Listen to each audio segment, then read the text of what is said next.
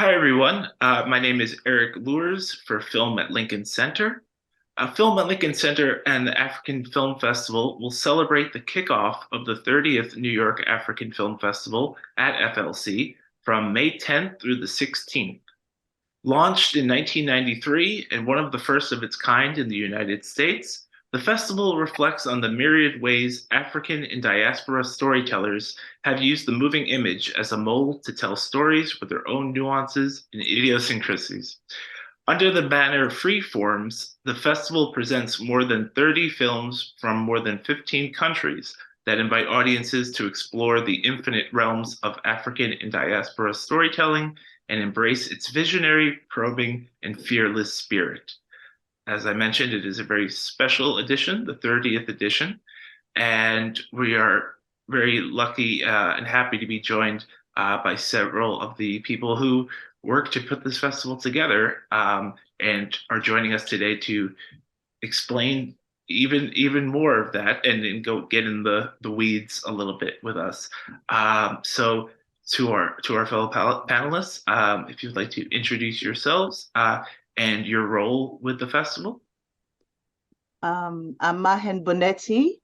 I'm the director of the African Film Festival and also the founder. Yeah, and the drum beater. Sure. That's always important. Yeah. I'm Dara Ojibele. I'm the program manager here at African Film Festival. And I'm Farima Kunikito. I'm the office and festival manager at the African Film Festival. Okay, great. Thank you all for joining us and taking the time. I was just wondering then for a little bit of an overview in the ways that when you have a festival that's 30 years, more than a quarter of a century going, the ways that the festival has grown or changed. I know in 2020, there was a virtual platform that the festival had to move to, as all festivals did then. But I was curious about the ways throughout the years and throughout different modes of distribution and changing audiences, the New York African Film Festival has grown and kind of what's ahead in its fourth decade in existence. I mean, honing in on this year's theme of Freeforms, I believe that sort of encapsulates our 30 years because it's always been about, providing our communities with a space where they could come and have alternative viewpoints. We're counteracting the stories that we don't control, but we are also adding another layer to the discussion.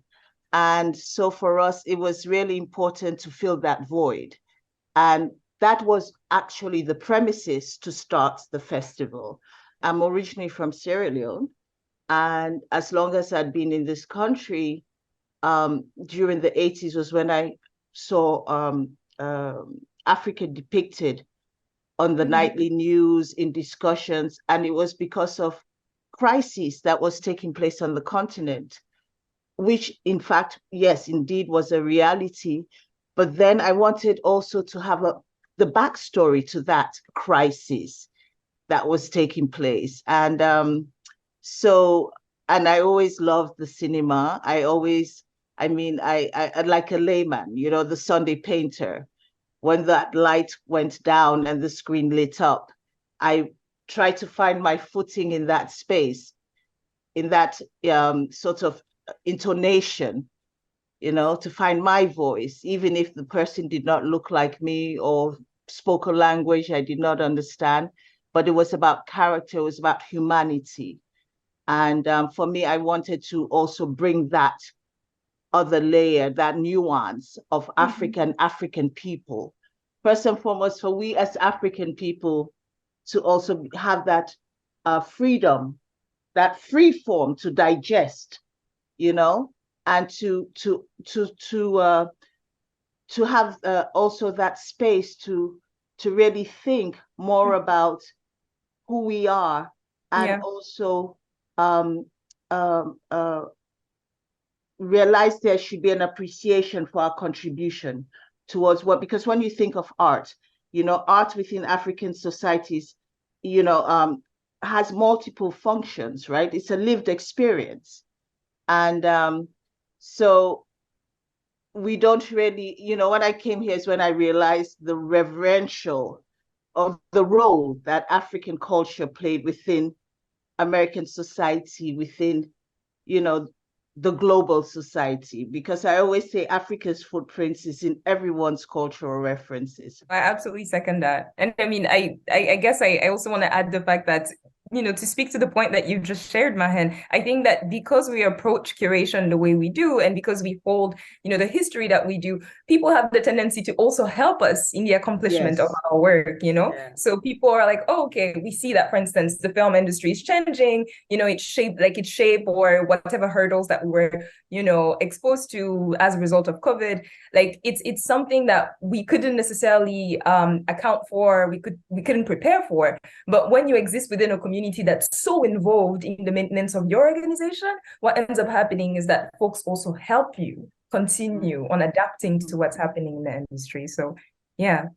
Absolutely. And I was curious about for this year's lineup, the inclusion of for opening night film, and there is a centerpiece film as well.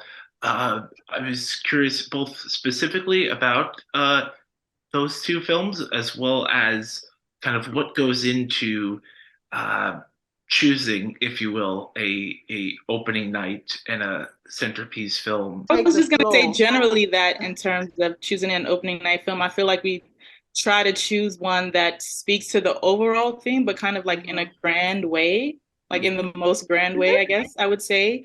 And for the centerpiece, it's similar, where we are trying to find a film that speaks to the theme, but like maybe in a new way, or I don't know, like an experimental, or I mean, at least for this year, that's kind of what we're looking at. Hyperlink, the film that we chose for the centerpiece film, is like these young South Africans doing new things with the camera, and the way they're telling their stories. So, well, Hale is about, Musa, as you said, this is the third in the trilogy of this bookend of stories he's told about everyday people, but mainly it is really about the empowerment of woman. And if you say Africa is a woman, he is giving her a perch. He's talking about it's culturally specific, but then at the same time it's universal. It's a universal story, about communities, about gender relationships, about the family unit, and the space you occupy, and that could be anywhere, for example, when I think of immigrant, when this big discussion taking place now about immigrant communities, and I see how the transformation of certain sections of New York City have been brought to life because of these immigrant communities, and so that is also this is also happening on the continent. This sort of trade winds and cross-pollination between the rural area and the urban area and the spaces. And that's why I'm saying that, and Africa also is the continent of the future, because 65% of the population is under 40. So, the stories are just very rich. And you can take it away with Hyperlink, because that is more your generation. And I just love those. This is, I hope everyone comes to see these stories, this film. It's so original, the way they sort of hone in on technology and the usage of technology, and it's funny as well. To your point, I feel like they've done amazing things and connecting the stories about, what the impact of the internet on our lives, and but doing it in their own distinct and really bold ways. So I really appreciated that about Hyperlink. Yeah. I think that's what I liked about it the most, actually, because most of the time when you hear stories about, for instance, influencers, you hear about stories that anchor influencing as a professional, as an interest in the West, so whether it be in Europe or in America. But this was very interesting to see how they basically like, projected that narrative, or how they broke it down and like integrated it in a story that's still a universal story, because you'll be able to laugh because you relate, so I think that's one thing that I very much loved about the anthology, which made me even more enthusiastic whenever we hear about the story, and we're talking about that film, so that people can come and watch it as well, because it's very important to see different perspectives and how actually, like, as an influencer, how do people go about pushing their content when you don't always have electricity, for instance, running, so yeah, that's a really cool thing that I hope everyone will be able to engage with. Yeah, the film brings like warmth into this cold space, and humor as well, and sound, just this electrifying sound. So it's really funny. And at the same time, it's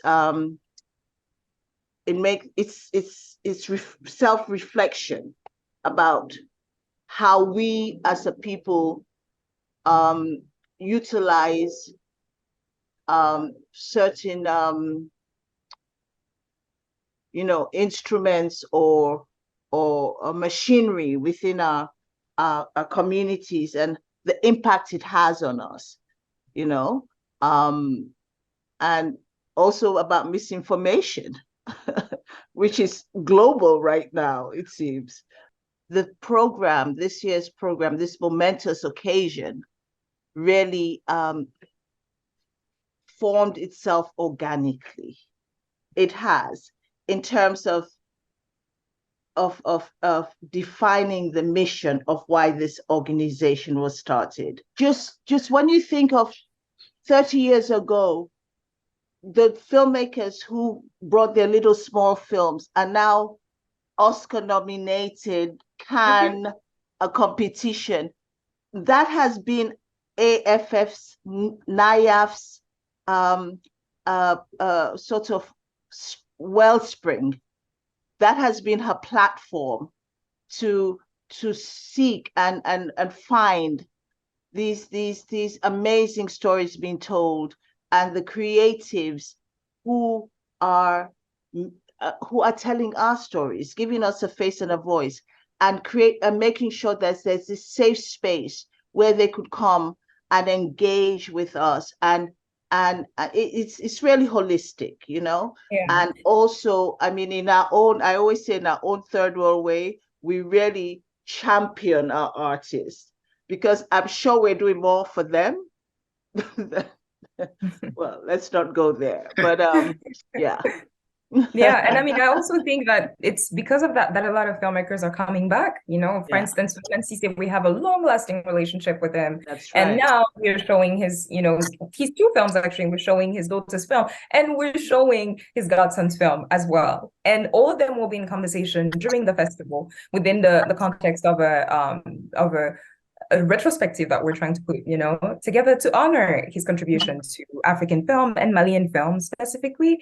And so that's the reason why whenever we think about themes, we think about intergenerational conversations, because we're interested in making sure that knowledge gets passed down, and also up, it's like we're informing each other's understanding of the world, whether it be from a contemporary context or what had happened before people like me, for instance, were born.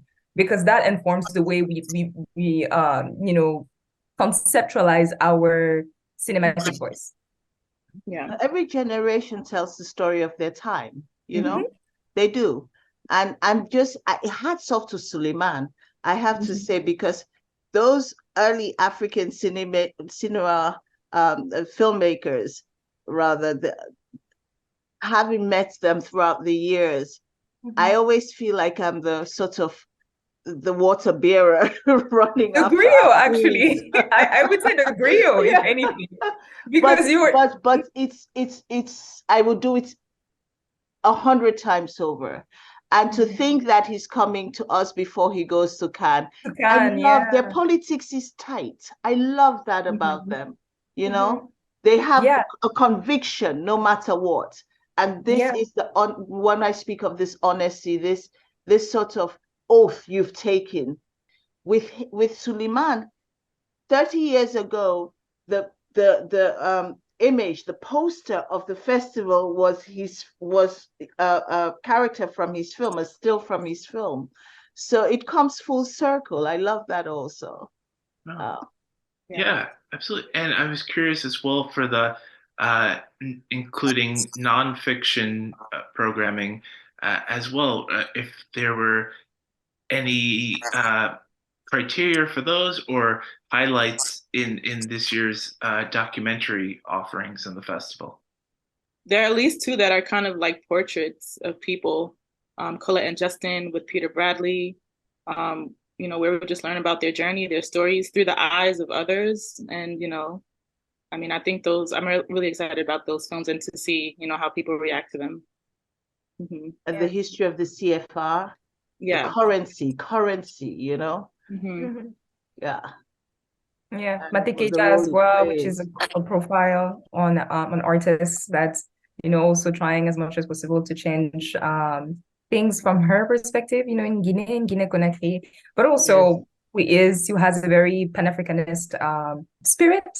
I think we don't really go in with the intention of like, you know, profiling a certain kind of artist or like, you know, a certain kind of person, I guess. It's more a question of, okay, this is the cinematic universe in which we're you know, functioning right now. This is what is in front of us, and these are the themes that we are interested in tackling through the you know, the 30th edition. So who is the most you know, complementary? Like what conversation, you know, is it that we're proposed with that is the most complementary to the theme, the sub themes, and I mean, quite frankly, our own brand as well, because it's also about, you know, we have a certain way to do things. And so when we find people who are also in alignment with that, it's always exciting because we're like, oh, wow, you do exist. So you compliment me and I compliment you, you know? So, yeah.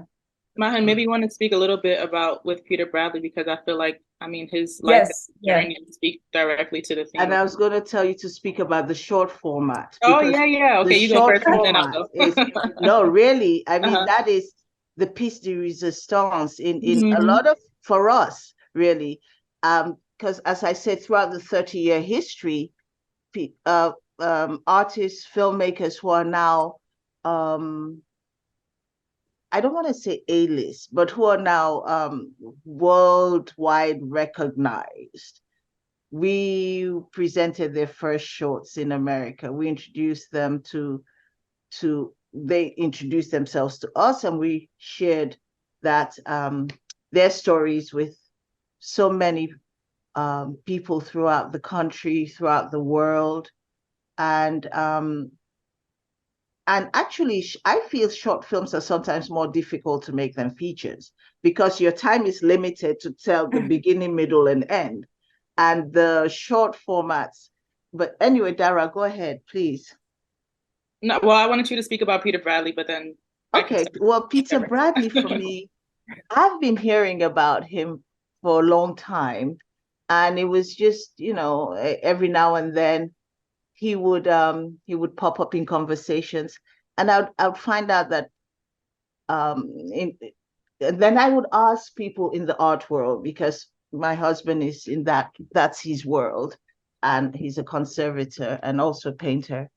And then artists who are, you know, in blue chip galleries today, who are worldwide recognized, will say, yeah, well, I've heard of him, but I have never heard of him. And this man has lived many lives. He's a Renaissance man. He created, I mean, in the 60s, he was already part of, I think, Andre Emmerich gallery. He worked in the conservation department. Then he became a curator.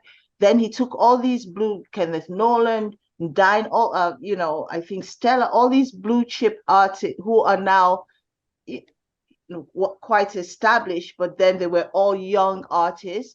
He was asked to be part of the show, I believe, and then he decided to curate it, and he did it in Houston. I don't want to misspeak. Is that the right verb? But I think it was like the 4th Ward or something like this, but somewhere that was like in the hood. And this is where he did the exhibition. And it's a very interesting story, and I don't want to give it away because some of those artists, no, really it was like détourné that happened. So and his work is exceptional. And he also went to South Africa before even, I mean, Harry Belafonte and Mary Makiba had their moment, and then it was quiet. But even before We Are the World and Can't You Hear Them Knocking, or, U2 did a big campaign for Nelson Mandela. Peter Bradley was in South Africa doing work, and this was during the apartheid reign. And he's truly a Renaissance man. And so engaging. It's a beautiful portrayal of someone who has had many lives that have influenced many of us. Yeah.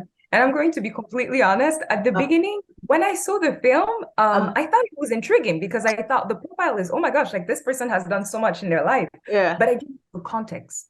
I didn't have the context until I spoke with Mahan, and I was given the context. I was told all of the different things that he had done and how engaged he was with his work and the intention behind his work. And so that's also, like, it speaks to the spirit that, that we're trying to very much push forward and share with people, which is that we want to curate intergenerational conversations. We want to make sure that things that people, like in this context, for instance, I was not aware of the context, and now, thanks to Mahan, I am, like, we're hoping that things like that will be happening throughout the festival. And that's, within that spirit that we curated all the films that we did.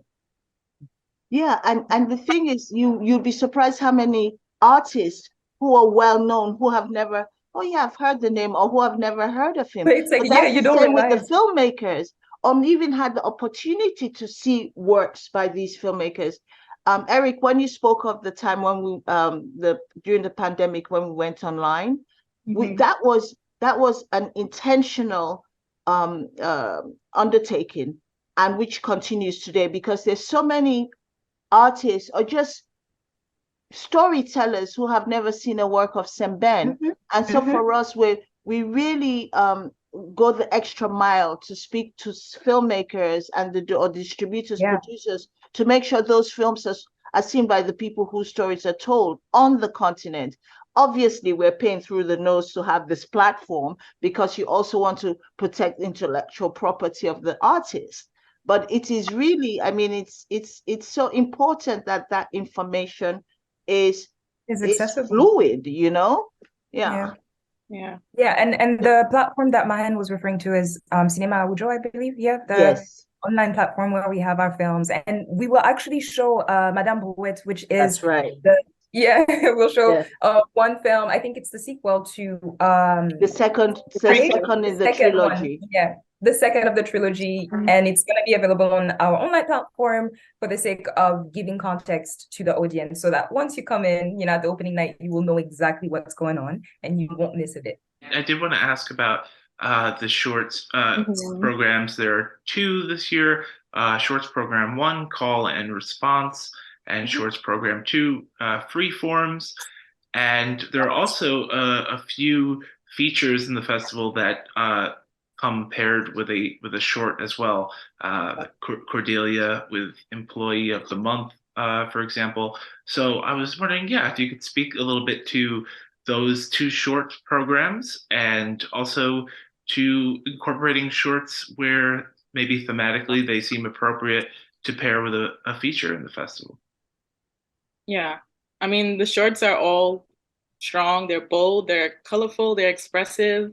I mean, I'm really excited about the Freeform Shorts program because I feel like film is a form of visual art, but these kind of like bleed into that whole fine art world for me, just in how stylistic they are and how expressive these filmmakers and developing and showing their own like unique styles. So yeah, and the call and response is one that it's a program that is focused on the diaspora. Usually we do like a New York Shorts program, but we wanted to kind of, I mean, New York is like the global, one of the main diasporas, so we wanted to open it up a bit and, so we'll have the local filmmakers and films from like throughout the diaspora that just kind of focus and hone in on the different ways that, individuals throughout the diaspora are dealing with the everyday calls of life, everyday struggles, everyday dreams, everyday beauty, So, yeah. They show that we're not a monolith. Right. The diversity. Really, there's that creative liberation to tell the story as you see it. But that is worldwide. Some people say, oh, they're so wild, but they're really, I mean, they need to be free to express what they're experiencing right now. And I keep thinking, when my parents would say, how could they live this life? How are these, I can never imagine it. And I see myself thinking, like my parents today, how could young people afford to or cope with? And and my daughter once told me, well, we have no reference point, so for us this is it. And that's why film is also important. It gives us a context. It brings the old into the new, and you find the new in the old finds the new in the new. Yeah. I think that's why we, for example, juxtaposed Employee of the Month with Tunde Kalani, who is a Nigerian film veteran. Yes. And, Employee of the Month, which speaks about the NSARS protests and what is going on ground right now with the youth and how that relates to, the time period that is presented in Cordelia. So there's that line there, That's right. And Tunde is a veteran. Yeah, but he's championing the youth because his generation also lived that moment. Yeah. Really. And I just wanted to ask about the free talks and the masterclass, the live component, if you will, of the festival. You've spoken a little bit about how those are also in relation to the films in this year's lineup, but I was curious if you could speak a little bit more to incorporating those talks and the programming. We know that with 20 minutes, you don't always have the time to elaborate. So that's the reason why we're thinking, okay, Musasa Napsa is coming in, and he's coming in strong with an opening night that we want to discuss. But then we also wanted to carve a space for him to be able to expand on his own stylistic choices and his influences. Because, it's, for instance, I found out through the African Film Festival that Musasa Napsa was actually a mentee of Djibril Mambeti. And people don't necessarily know this information, and people don't necessarily know what it entails. So having a masterclass with him coming in, and him being a veteran as well of the African Film Festival, because he's a really good friend of ours, and he's, we've presented his work prior. I think that would provide with the context that people would enjoy, and get to understand what the festival is about, what AFF is ultimately about. It's essentially a different perspective on the festival and its legacy, in a sense. Yeah, masterclasses are not only always about the craft of filmmaking. It's an engagement, that allows this flow of conversation and inspiration, and it's a give and take. So many of those filmmakers, you won't believe how much they appreciate the audiences here, because we're really diverse. New York is the world in a way. The audiences of New York represent the world. So they get so much just having that engagement with audiences, because you could be even on the continent or in another country or in Europe or Asia, and you don't have this diversity of speech, of discussion, of engagement. That's why when we say that for us, watching the audience leave the theater with the filmmaker, and the ushers say, "We have to start the next film. Please move out of the way." So that's why that master class and having the amphitheater is a godsend. Let's say Suleiman and Musa will talk for 24 hours and you will never be bored. So it's going to be interesting. Yeah. And then Safi's memorial celebration. Do you want to say something about that, Dara? Yeah, of course, we wanted to pay homage to Safi, who is important to all of us, you know, in terms of Africans, the canon of African cinema, the canon of cinema in general. And as African women, you know, running this organization, she's always been a champion of what we do here. And, you know, we just love her and love her work. It's really important. And we wanted to sort of continue, or I guess delve into her legacy through the lenses of younger African women filmmakers who can speak about, you know, how they impacted their work. And so, yeah, and Mahan, you were friends with her too, so you can. Oh, she took no prisoners. I'm sorry. I'm telling you, that generation of filmmakers, Semben, Suleiman, Safi, Gaston. And I feel so fortunate that we met them and we were able to invite them, to at least engage them, present. And Semben, for me, he's our queen. And he came. No, when I say their politics is tight, they really have this conviction, no matter how you feel. When we needed him, because we were in such a state at one point, and he came to support us, and that gave us so much creed. It really, really changed the course of the festival that year. And so I just feel that somewhere, I always say I must be paying for some misdeed of my ancestors, because what got into my head 33 years ago, because actually AFF is 33 years old and NIAF is 30 years old. But I felt that I had been passed the baton, and what was I going to do with it? You know, because on one hand, also you're a little superstitious, so you're not going to like throw it away. The festival, you know, of course, continues through June 1st at Maisel Cinema and Brooklyn Academy of Music, which, you know, the same theme. So we'll be running through these films. We were thinking about the same themes as we selected those films as well. So, you know, so people, if they can check that out, if they're interested, they can go and check those out as well. And the town hall, Dara. Yeah. Sure. Maybe Farima, you want to talk about the town hall? Yeah, the town hall will happen on May 4th at the Africa Center. And we will have 4 artists that, you know, will be in conversation with each other, and we'll have a moderator. And the intent behind the town hall is to have a conversation about art and activism and what that essentially means to the artist and the moderator. And we're also try as much as possible to weave the festival's theme in that conversation. And so this year we're expecting the conversation to be about, you know, folks' experimental work, their relationship with their work, their relationship with activism, if they even, you know, conceptualize their work as a form of activism. And it will involve, you know, like, for instance, we have a barber or hairstylist, and we have a photographer and film curator. We have a filmmaker. We have a professor, actually, who will be our moderator. So Professor Mabula Sumawu.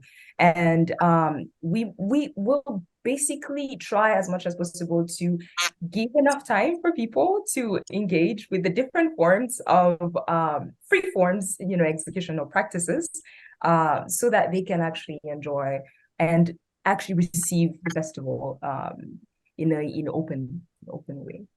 Did you mention the barber?